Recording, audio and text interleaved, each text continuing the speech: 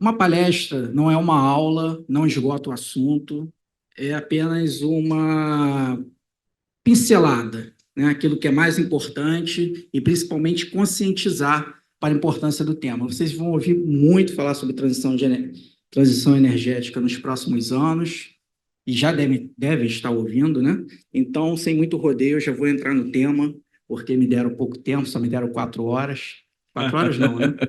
Bem menos do que isso. Bem menos mesmo. Então, eu vou entrar logo no tema e vou combinar uma coisa com vocês. A parte conceitual, eu vou passar rapidamente, só para contextualizar, e vou me deter mais na parte de análise e principalmente no foco que eu quero colocar, que é a gestão da energia elétrica para maior eletrificação e a transição energética vai trazer. Bom, eu tive um professor na UERJ que ele falava que o engenheiro é o cara que, quando está diante de algum problema, ele faz duas perguntas. A primeira, para que isso serve? E a segunda, o que eu ganho com isso? No caso, o que nós ganhamos com isso, né? Que vocês também são interessados no tema. E as redes sociais nos ensinam que a gente tem que ganhar o público logo nos primeiros segundos. Então, eu vou começar pela segunda. O que a gente ganha com isso? Né? Mostrar o mercado de trabalho e as oportunidades. Governo federal, portal, investimentos em transição energética chegarão a 200 bilhões até 2028. Ah, mas é o governo federal falando, né? Canal Solar. Brasil é o 6º país do mundo que mais investiu em transição energética. Então, já temos o outro lado. E a nossa mídia, né? A mídia falando, corrida por mercado de carros híbridos e elétricos, atrai 117 bilhões até 2030. Existem outras áreas, hidrogênio verde, preservação florestal, né? Aqui nós vamos falar do tema energia elétrica, mas transição energética é multidisciplinar, vocês vão, daqui a pouco o Clube de Engenharia vai promover, com certeza vai promover outros eventos na área de transição energética, nos outros temas, nas outras disciplinas. Vocês vão ouvir muito falar sobre isso. E o Uber, né? O Uber também está trazendo aí para o Brasil uma categoria, o Uber Green, né? Só com carros elétricos. Então, assim, a sociedade está se movimentando, as empresas estão se movimentando, os negócios vão surgir e nós queremos estar inseridos nesse mercado. Transição energética, onde tem um laserzinho aqui que aponta? Não, está quebrado, tá. Então, aqui eu botei o globo, né, que eu estou falando sobre o planeta. Quando vocês virem o mapa do Brasil, os números serão sobre o mercado nacional.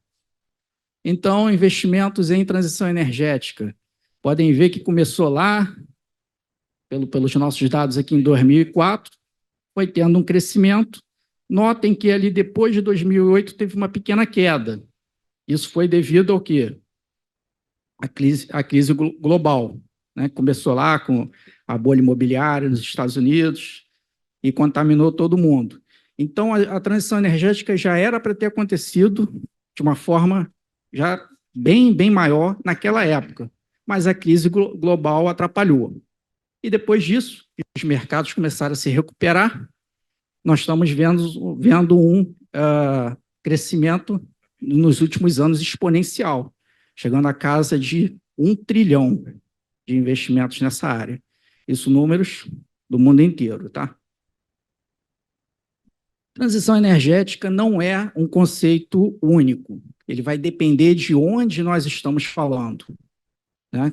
Conforme a região do planeta que você está, existe uma demanda maior por um assunto ou por outro, por um tema, subtema ou outro, dentro da transição energética.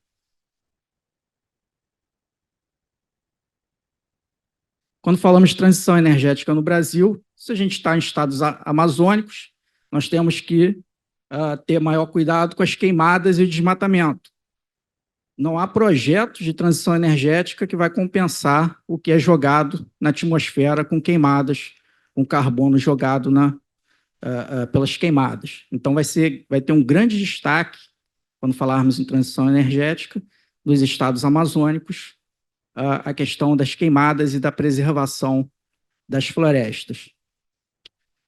Quando falamos do centro, e aí o Brasil inteiro, eu ouvi agora num evento que estive participando, também de energia, e um dos palestrantes falou que o pior potencial de energia solar no Brasil é melhor do que o melhor potencial na Alemanha.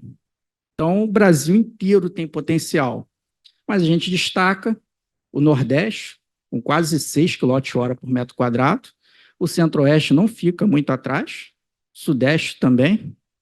Então, o Brasil todo tem um grande potencial. Isso não elimina outros projetos, tá? Estou falando aqui do destaque em cada região. Quando a gente fala de energia eólica, o Nordeste vai se destacar, mas em toda a costa a gente tem potencial, né? E o Nordeste, aproximadamente 50% do potencial de energia eólica do Brasil. Quando falamos do Sul, e mais especificamente lá do Rio Grande do Sul, nós temos que ter em mente projetos de transição energética que vão mitigar efeitos de enchentes e desastres ambientais. E hoje ninguém vai falar em transição energética sem combater os efeitos climáticos, né? Não olhando por esse viés, principalmente no sul do Brasil. E no Sudeste nós vamos ter destaque para os veículos elétricos, porque aqui no Sudeste está praticamente metade da frota nacional. São 115 milhões de veículos no Brasil, e desses praticamente metade estão na região Sudeste. Trazendo agora mais para próximo da gente, para o estado do Rio.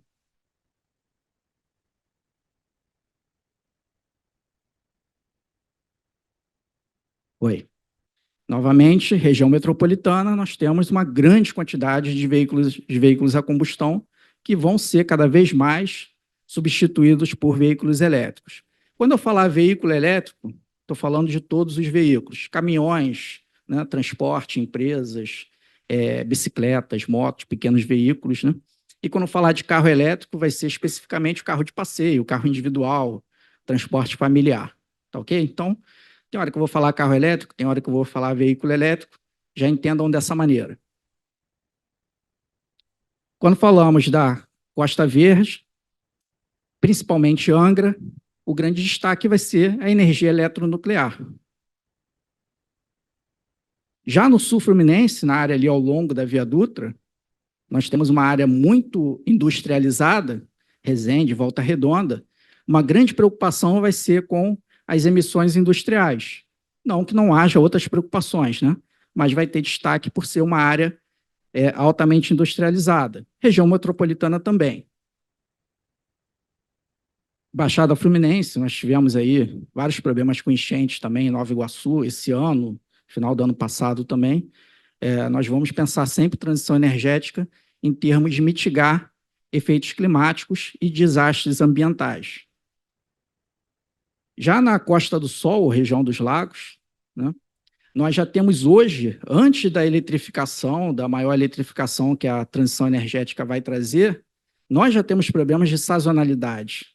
Quando chega aquele final de semana, aquele feriadão, né, que a população de alguns municípios quase dobra, ou praticamente dobra, né? Já há problema de falta de energia, das redes elétricas não conseguirem suportar, né? Principalmente por causa de efeito de ar-condicionado e efeito da carga em geral. Imagina com uma maior eletrificação. Então, as concessionárias de energia já estão preocupadas com isso, já estão fazendo seus estudos para saber qual vai ser o impacto da eletrificação e da transição energética nas suas redes e com a chegada e a multiplicação também dos veículos elétricos. Macaé tem uma economia voltada para a indústria de petróleo e gás. Como desacoplar isso ou como fazer com que essa economia ela siga forte e pujante com energias mais limpas. Então, essa é uma preocupação. A gente vê também muito questão de lobbies, né, Brasil afora e no mundo inteiro, e resistências em geral, né? Então, como essas economias que já estão estruturadas para uma fonte de energia vão conseguir se adaptar ou se readaptar de uma forma gradativa, porque a transição energética não acontece do dia para a noite, né? Vai ser um efeito e um processo que vai acontecer ao longo dos anos e das décadas, como essas economias vão migrar para outras fontes de energia e as resistências que vão haver também com essa transição. E, por último, norte, noroeste fluminense, que a gente tem a presença de produção de biocombustíveis, né? Temos a biomassa, né? Então vai ter o destaque nessas regiões. Então, veem que transição energética ela tem significados diferentes conforme a sua localização. E os estudiosos da área definem como 5Ds as grandes preocupações para a transição energética. O primeiro D é descarbonizar. Você partir de uma economia que é atrelada a fontes de energias poluentes e, gradativamente, passar essa economia para fontes de energia mais limpas ou com menos, uma pegada menor de carbono. Alguns analistas colocam o segundo D, que é o desacoplar, que eu já até antecipei e dei o exemplo de Macaé, né? De você separar, desacoplar, né? Tentar fazer com que a economia continue crescente, pujante, com energias limpas, desapegada, desacoplada da economia do carbono. Descentralizar, se sair de um modelo de grandes centrais hidrelétricas, de grandes geradores de energia e trazer isso para perto dos centros consumidores. E aí nós temos o grande exemplo da energia solar, né? Que hoje muitos de nós temos em nossas casas uma pequena usina geradora. E com os veículos elétricos isso tende a aumentar ainda mais.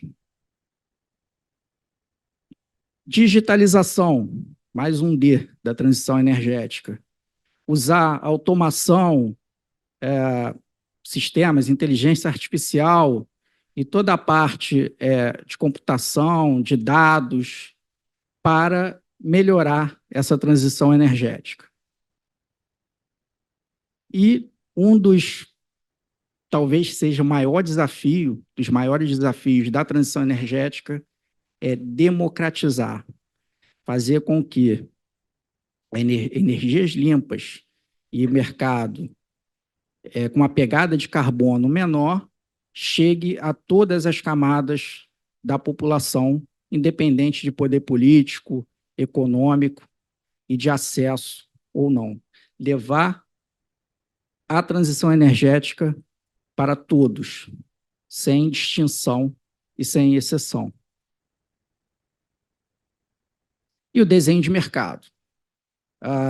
Falar de meio ambiente, de transição energética, de descarbonizar, de preservar o planeta, tudo isso é muito bonito, mas não funciona se nós não tivermos mecanismos, inclusive econômicos, que sejam sustentáveis. Senão, vamos ficar só no discurso, né? Os governos não vão aderir, as empresas muito menos, que visam e precisam visar o lucro, e as pessoas também vão acabar não aderindo, porque ninguém vai aceitar pagar mais caro, e principalmente as populações mais vulneráveis, né, para ter uma energia mais limpa ou uma economia, uma menor pegada de carbono. Então, o desenho de mercado ele tem que ser pensado e estruturado para dar sustentabilidade ao negócio. Opa. Quem aí conhece? Já foram? Pedra do Telégrafo?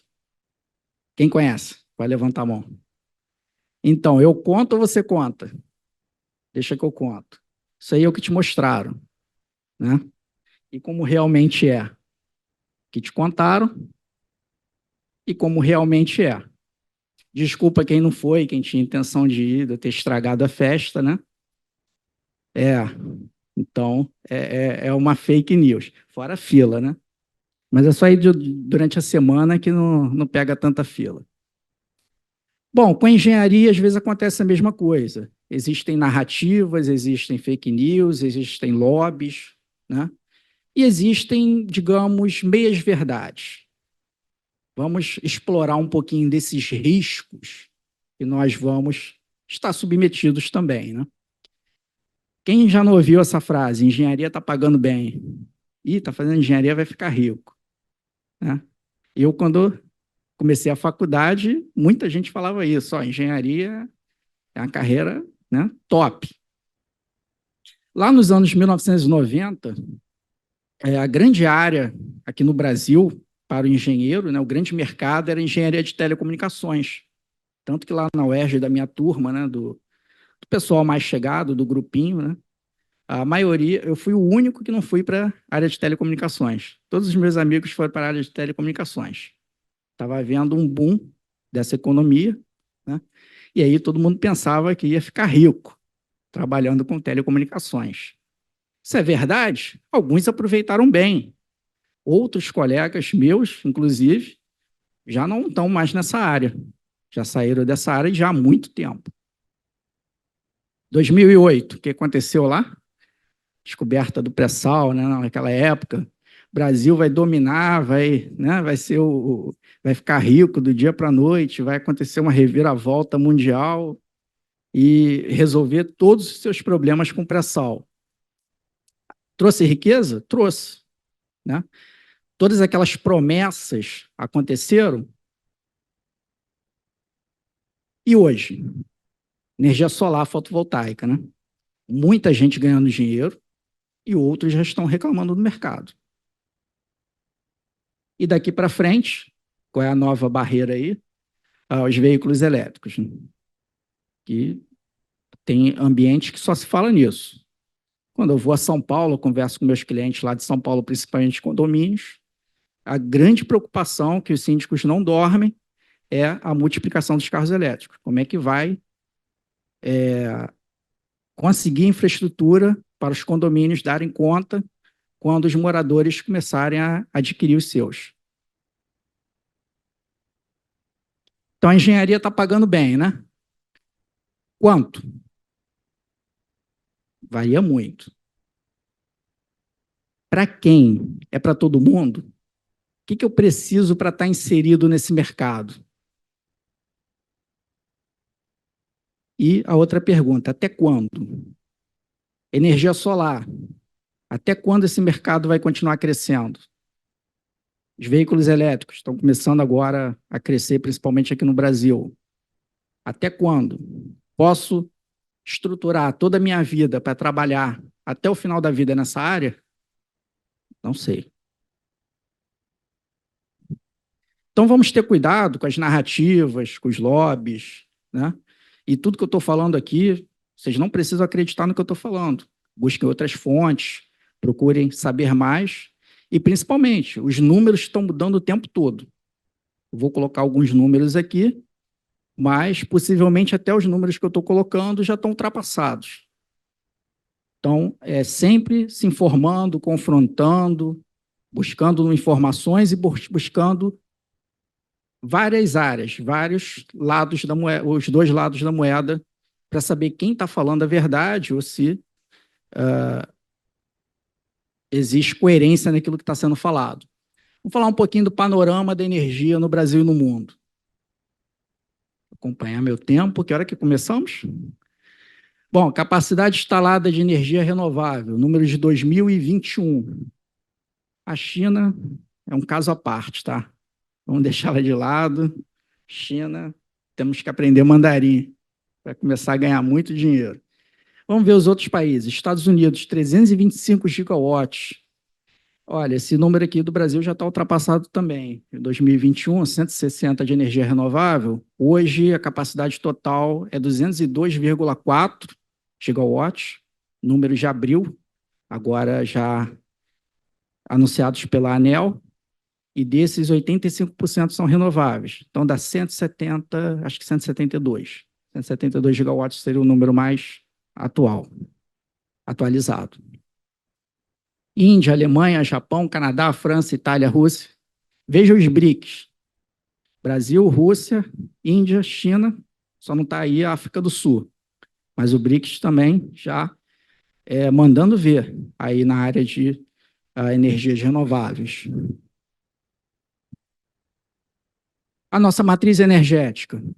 Vamos traçar aqui essa diagonal. Daqui para a esquerda, uma energia mais suja, vinda do carbono. Petróleo, carvão, lenha e carvão vegetal. Isso daqui dá mais ou menos a metade, praticamente 50%. Os outros 50%, energias mais limpas. Eu vou evitar usar o termo energia limpa, porque nenhuma energia é totalmente limpa. Então, vou falar mais limpa ou menos carbonizada. Então, nós temos a hidráulica, 11%, gás natural, cana-de-açúcar, eólica, solar e outras. Então, muitos já defendem que o Brasil já começou a transição energética há décadas atrás. Isso é verdade. Mas nós ainda temos muito a descarbonizar. Temos muito ainda a fazer. E não podemos perder essa chance.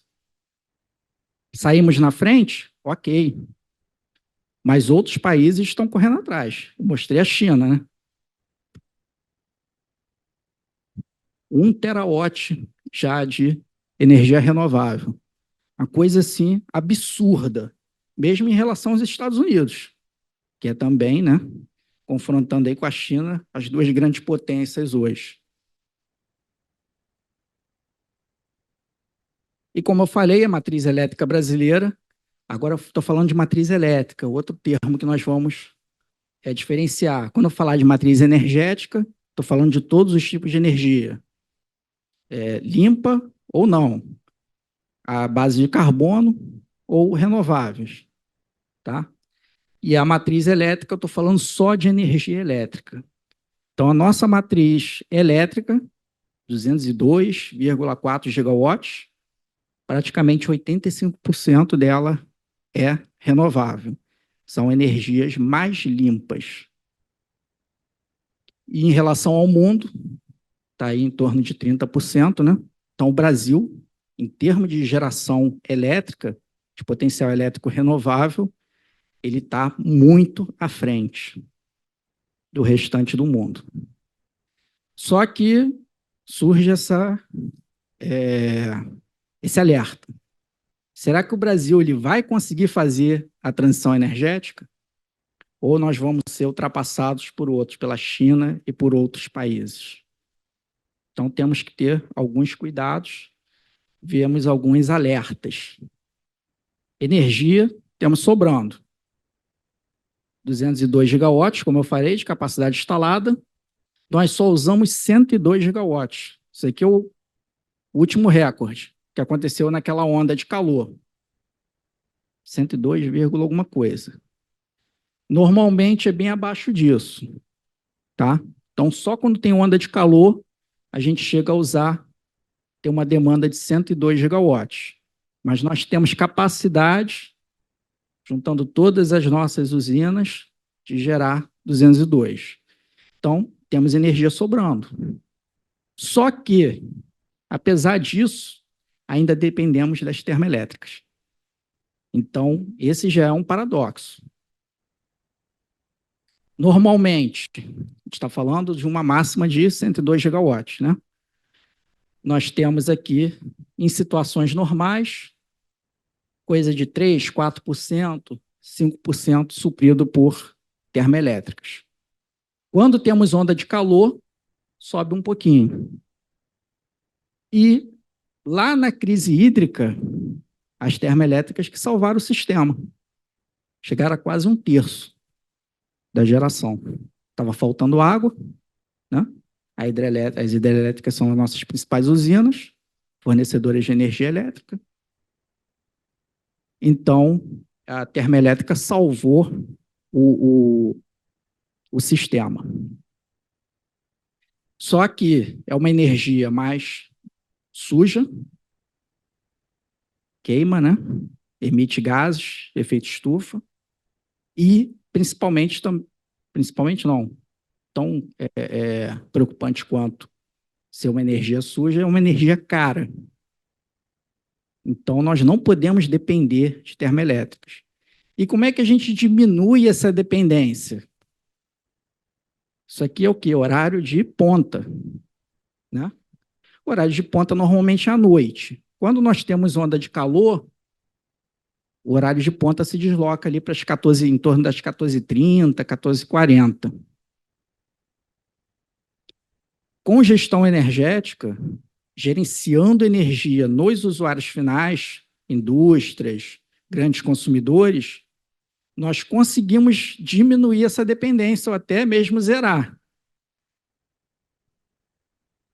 E aí, claro, né, existem contratos, não é tão simples assim, fala, ó, fecha as termoelétricas, nós não vamos mais precisar de vocês. Mas deixar elas realmente para quê? Para ser a segurança do sistema e não sendo complementares ao nosso sistema elétrico. A principal norma mais conhecida mundialmente de gestão de energia é a ISO 50001. E no Brasil, eu vou usar uma expressão, não pegou ainda. A gente vê aqui a China, mais uma vez, né, sempre no topo, Alemanha, Espanha, Itália, o Brasil, em certificados da ISO 50001, esse aqui é o número mais atual, tá? Se vocês entrarem lá no site da ISO e olharem, os números mais atuais são esses daqui. O Brasil em 29º lugar, com apenas 86 empresas certificadas. É muito pouco. Claro que existe aquelas que estão em processo de certificação. Aí o número aumenta no mundo inteiro. Mas certificadas na ISO 50001, que é a principal referência em termos de gestão de energia, apenas 86. E isso mostra as nossas preocupações, nós que somos, como eu, gestores de energia, mostra a nossa preocupação se o Brasil vai conseguir acompanhar a transição energética no mundo. Nós que saímos na frente lá atrás, né, que temos uma matriz elétrica bastante renovável, 85%, será que nós vamos conseguir levar à frente, continuar essa liderança, ou se nós vamos ser ultrapassados? Em termos de gestão de energia, nós estamos lá atrás. E aí, como eu falei, né, transição energética é multidisciplinar, vocês vão ouvir falar de carbono, de hidrogênio verde, de controle de queimadas, de uma diversidade de áreas e temas, subtemas dentro da engenharia. Nós aqui estamos dando ênfase à parte elétrica, à parte de gerenciamento de energia. E um dos temas que está sendo mais debatido, mais discutido, são os veículos elétricos. E alguns tabus já estão caindo, né? Imagina lá quando começaram os veículos a combustão, quais seria a preocupação? Onde que eu vou abastecer? Não, eu nunca vou ter um. Isso não vai dar certo. E são os mesmos questionamentos que a gente ouve hoje, para aqueles que não acompanham o mercado. Enquanto isso, as vendas de veículos elétricos no mundo estão disparando. Já estão chegando lá em quase 10%. Eu já vi ontem que a China bateu 40% do seu mercado, já são de veículos eletrificados. Eletrificados, a gente fala de veículos 100% elétricos e veículos híbridos. Então, a China já tem 40% do seu mercado interno de veículos eletrificados. Número também super atual. E a recarga? Como é que vai ser essa recarga? É outra grande preocupação. Como uma tecnologia disruptiva, nós não temos como pensar o mercado de veículos elétricos como pensamos o dos carros a combustão. Carro a combustão, né? Você tem o seu veículo, teoricamente o combustível é o mesmo, não estou falando de gasolina premium, não, estou falando daquela padrão, né? A comum. Teoricamente, se ela não for batizada, se não tiver nada de errado, né? É o mesmo combustível. E aí você busca dentro do seu raio, da sua área de deslocamento, até porque não vale a pena ir muito longe para buscar um preço mais barato, senão você está gastando combustível, acaba que a economia não compensa, mas as pessoas buscam um valor, um preço mais barato dentro ali da sua área de deslocamento. Com os veículos elétricos, principalmente com carro elétrico, não vai ser dessa maneira. As pessoas vão poder carregar o seu carro em casa de forma lenta durante a noite, chega do trabalho, deixa durante a noite toda lá, 8, 10, 12 horas, a um custo mais baixo, em torno de R$ 1, em valores de hoje, né? R$ 1 por quilowatt-hora. Se ela tem necessidade de abastecer, de recarregar de uma forma mais rápida, ela vai buscar um eletroposto externo. E aí, o produto energia elétrica é o mesmo, só que ela vai pagar pelo quê? Pelo serviço, que é o tempo da recarga. Aqui em Maricá, aqui do lado, né, já estão sendo instalados postos na orla. Quando a gente abastece, já está tão, né, na mente da gente que a gente acaba falando abastecer. Quando a gente carrega, recarrega a bateria em casa, usamos tipicamente carregadores de 3,5 kW. Mas algumas residências que tiveram um sistema mais robusto pode usar até o de 7, mas normalmente vai ser o de 3,5. 3,5 é menos que um chuveiro elétrico, então não vai ter maiores problemas. O máximo pode ter uma dificuldade em ligar simultaneamente com o chuveiro elétrico, né? Mas então você recarrega o seu carro elétrico por R$ 1 quilowatt-hora.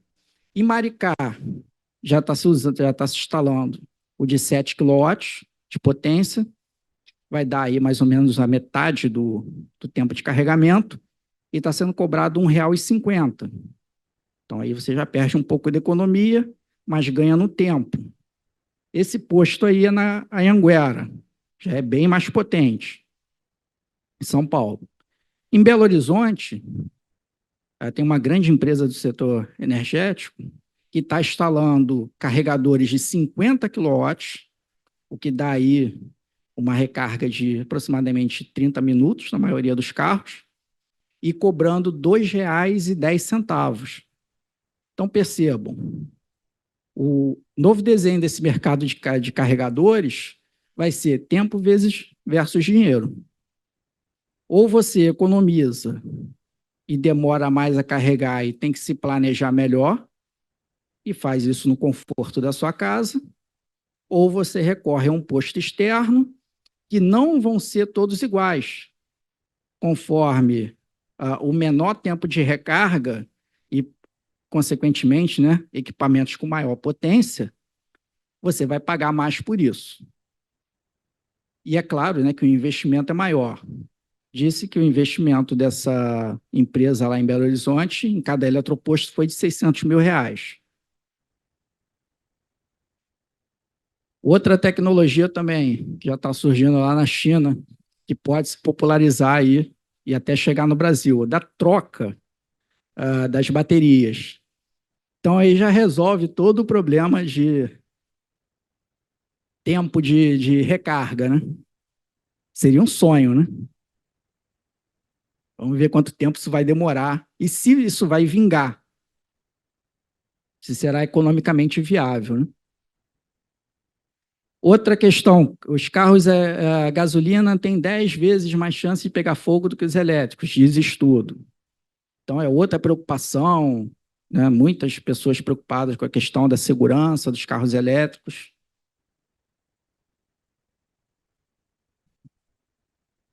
A nova bateria da BYD, a Blaze, que ela não incendeia mesmo quando perfurada.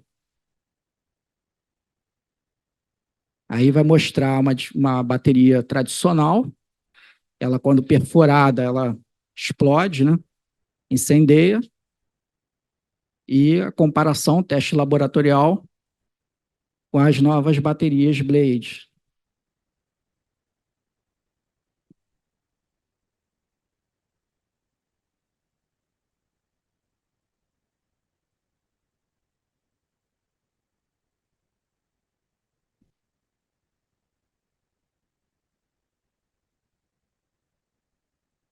Aí ela sendo perfurada e nada ocorre.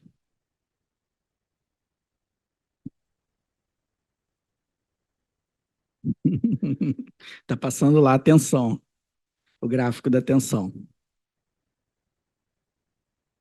E aí uma outra propaganda do outro fabricante, né?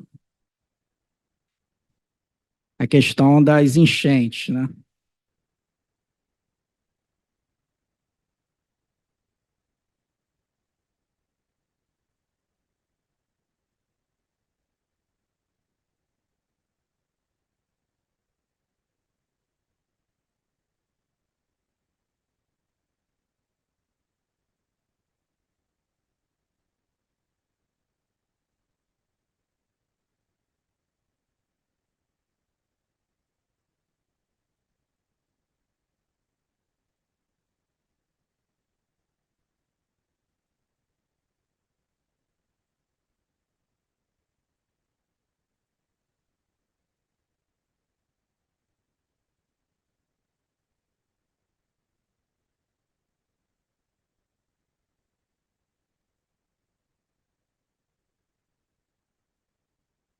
Não são todos os carros que funcionam dessa maneira, tá? Pelo amor de Deus.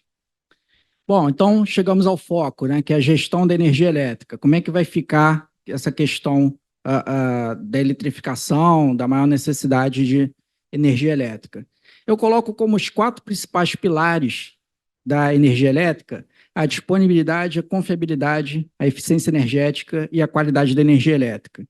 E podem notar que problemas em um desses pilares afetam os outros.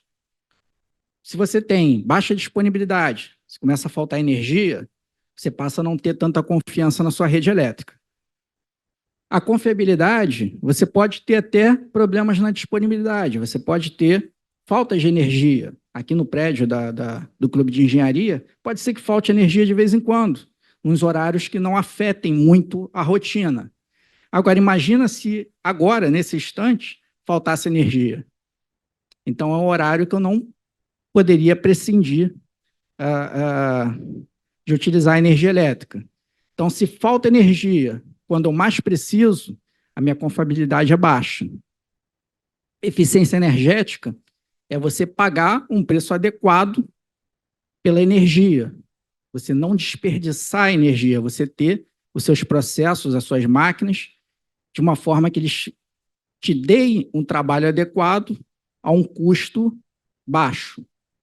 E a qualidade também vai afetar todos os outros, porque às vezes ela não é perceptível, mas ela diminui a vida útil dos seus equipamentos, te dá prejuízos e afeta todos os outros. Afeta a disponibilidade, afeta a confiabilidade, que você pode ter, estragar circuitos, causar incêndios, faltar energia em momentos, e vai afetar principalmente em motores o fator de potência e o rendimento. Os consumidores, eles olham essas questões, esses pilares, de forma diferente. Quando você tem um edifício residencial, a disponibilidade vai ser vista de uma forma mais importante. A economia também, né? Porque se dói no bolso, já começa a chamar a atenção. Qualidade, o morador do edifício, ele não entende muito o que é isso, né? Se a televisão está ligando, se a lâmpada, né, está ligando, ele acha que está tudo bem. E a confiabilidade, ele só se lembra se faltar energia no final do campeonato ou se ele ficar preso no elevador. Aí ele vai lembrar da confiabilidade. Já numa indústria, por exemplo, a economia vai vir lá em cima. Por quê? Porque vai afetar o preço final do produto. E se o preço final do produto for mais alto, a empresa perde competitividade. Confiabilidade é a mesma coisa, né? Se faltar energia em certos processos, em certos momentos, ele pode até perder o lote da fabricação dele. Em outras áreas, não. Outras áreas vão aceitar um pouquinho mais de flexibilidade nisso. Fala de disponibilidade. E a qualidade também, o empresário também, ele não entende muito disso, né? Se não afetar no bolso, não começar a dar maiores problemas na manutenção, ou ele não perder produto, a qualidade para ele, ele não sabe muito bem o que significa. E já no hospital, já muda também totalmente a ordem, né? Eu tenho que ter disponibilidade total. Se piscar, o diretor do hospital já sai da sua sala, para tudo, pode estar falando com o ministro da Saúde, que ele para, chama a engenharia e quer saber o que está acontecendo. Confiabilidade vem ali juntinho, qualidade. Você vê que a nossa missão, nós que lidamos com gestão de energia, não é fácil, né? A qualidade de energia, ela sempre vem aqui embaixo. Ela nunca é muito bem entendida. E, por último, a economia, que o hospital,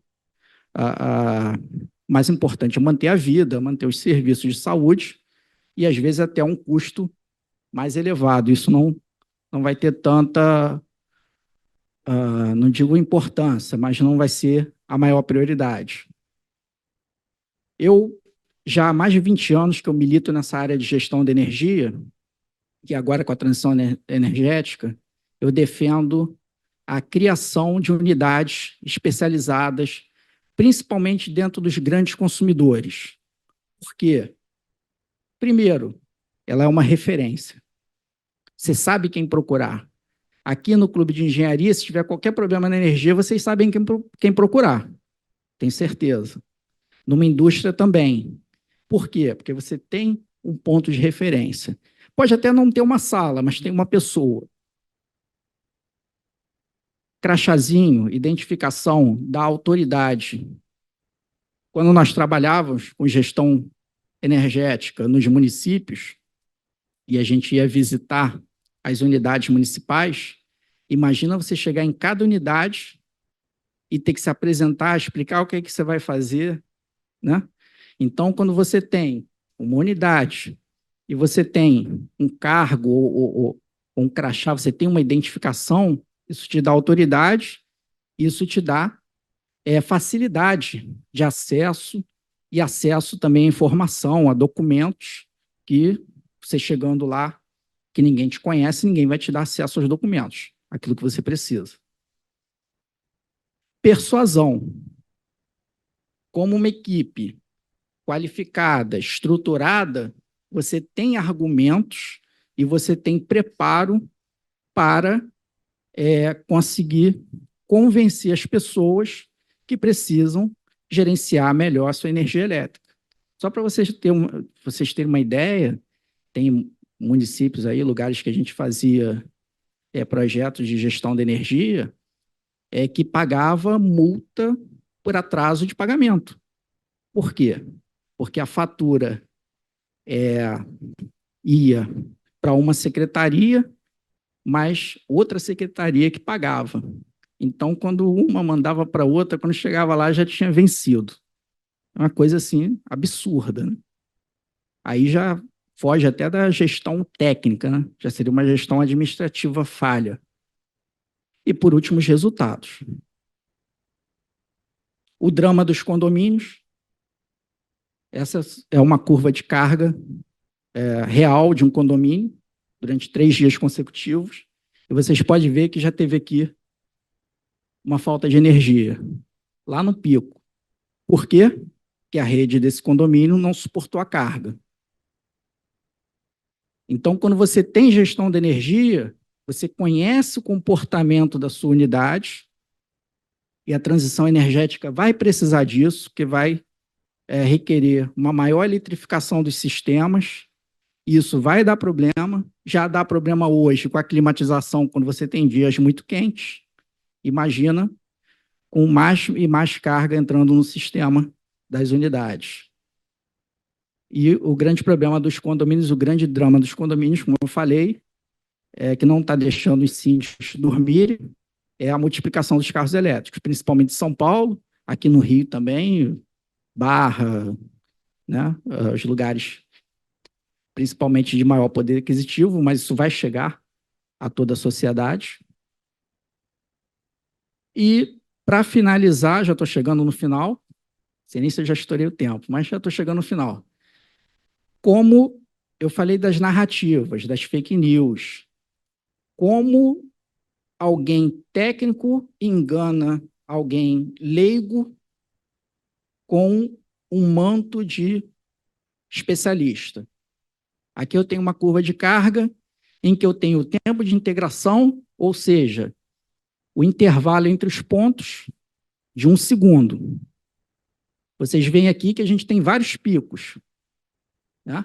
Esses pontos lá em cima, chegando aqui próximo de 300 kW. Agora eu peguei a mesma medição, o mesmo intervalo, só que eu fiz com intervalos maiores de medição, com tempos de integração maiores, de 2 segundos. Agora, 2 daqueles pontos consecutivos se tornaram apenas 1. E aí você tem um maior com o menor, você vai derrubar a média. E aí você já tem picos menores. É a mesma medição, só que eu fiz com o equipamento, utilizando um tempo de integração maior. E se eu faço com 5 segundos, aí eu já perco aquelas informações.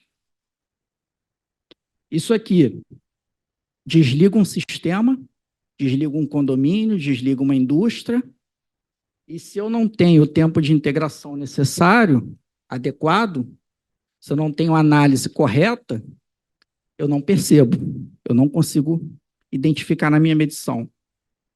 Daí a importância de se ter uma gestão técnica e especializada.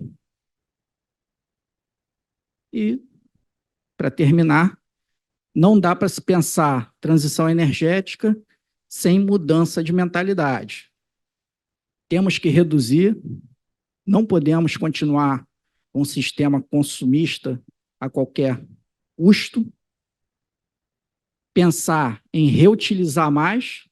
Cada coisa que vocês olharem aí, essa cadeira, essa mesa, a roupa que a gente está usando, tem uma pegada de carbono.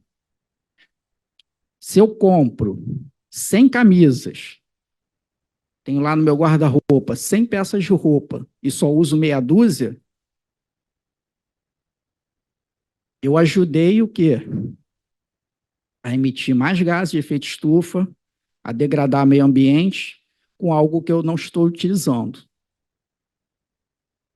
Pensar em recusar aquilo que eu não preciso, reciclar aquilo que eu não utilizo mais, mas que outra pessoa pode utilizar, e repensar.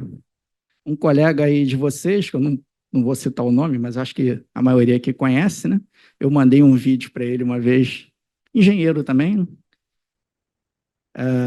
sobre a questão dos gases, né, de efeito estufa, e a questão da carne de boi, né, que é um dos grandes vilões, né?